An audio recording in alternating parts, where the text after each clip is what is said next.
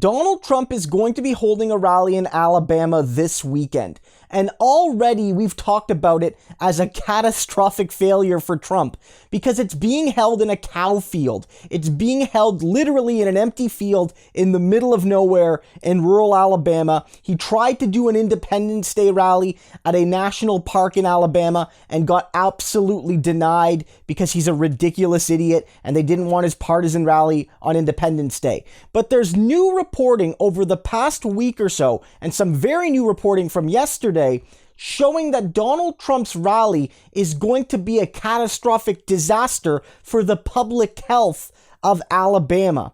You literally have people saying that this rally is going to cause cases of COVID to spike unimaginably because you have thousands of people coming from all over Alabama, yes, but also from all over the country, certainly from the surrounding states, and Donald Trump and his movement don't require masks or anything like that at his rallies, and many of his supporters would likely not wear them even if asked to do so, and so they're going to cause a public health epicenter in that part of Alabama. And don't forget, Alabama has the lowest vaccination rates in the entire country. And so Donald Trump is bringing unimaginable suffering along with his loser rally. I want to read you a quote here from a public health official, and look at the language they use. It says here, Judy Smith, administrator of the Alabama Department of Public Health's Northern District, told AL.com on Monday,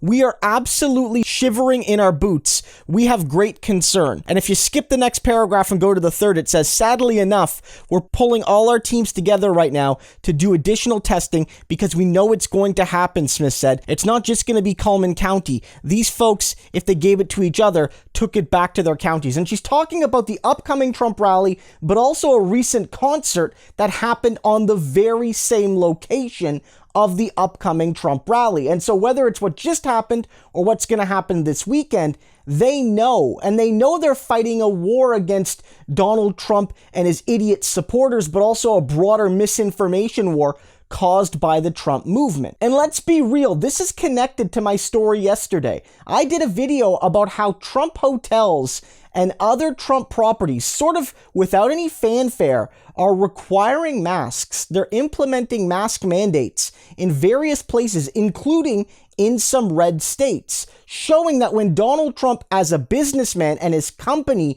want to treat rich people, they're going to require masks and in some cases social distancing to protect them. But when Donald Trump treks out to rural Alabama to meet his working and poor and middle class supporters, then lo and behold, he's willing to let them all stew in this and get each other sick and then export that back to wherever they're from into other communities that likely have lower than average rates of protection.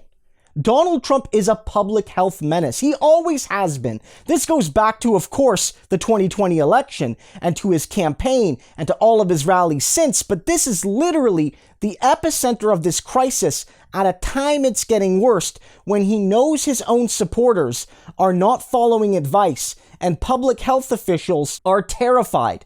Donald Trump is committing social murder. We shouldn't let him get away with it.